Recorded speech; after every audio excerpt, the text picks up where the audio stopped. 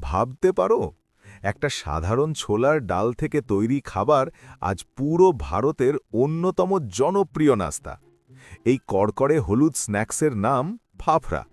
ইতিহাসবিদদের মতে প্রায় ৪০০-৫০০ বছর আগে গুজরাটের জন্ম হয়।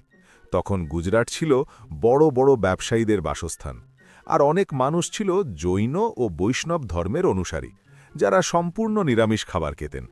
তাই তাদের শরীরে প্রোটিনের ঘাটতি পূরণ করতে তারা ছোলার ডাল বা বেসন দিয়ে বিভিন্ন খাবার তৈরি করা শুরু করেন। এই সময়েই জন্ম নেয় আজকের বিখ্যাত ফাফড়া। গুজরাটিরা বেসন, লবণ, হলুদ, জোয়ান আর সামান্য তেল দিয়ে একটা শক্ত ডো বানায়। তারপর সেই বেসনের ডোকে ছোট ছোট লেচিতে কেটে একটা বোর্ডে ওপর লেচি রেখে হাতের চাপ দিয়ে লম্বা পাতলা স্ট্রিপ বানানো হয়।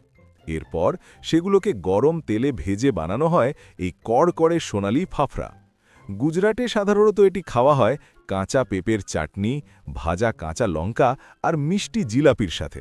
সবচেয়ে মজার বিষয় হল, গুজরাটে দশেরা উৎসবের সকালে ফাফড়া জিলাপি খাওয়া একটা ঐতিহ্য।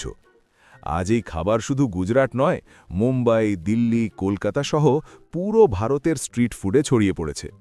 তাই বলো তো, তুমি কি কখনো ফাফড়া জালেবি খেয়েছ? আর এমন আরও ভারতীয় খাবারের গল্প জানতে সাবস্ক্রাইব করে রাখো।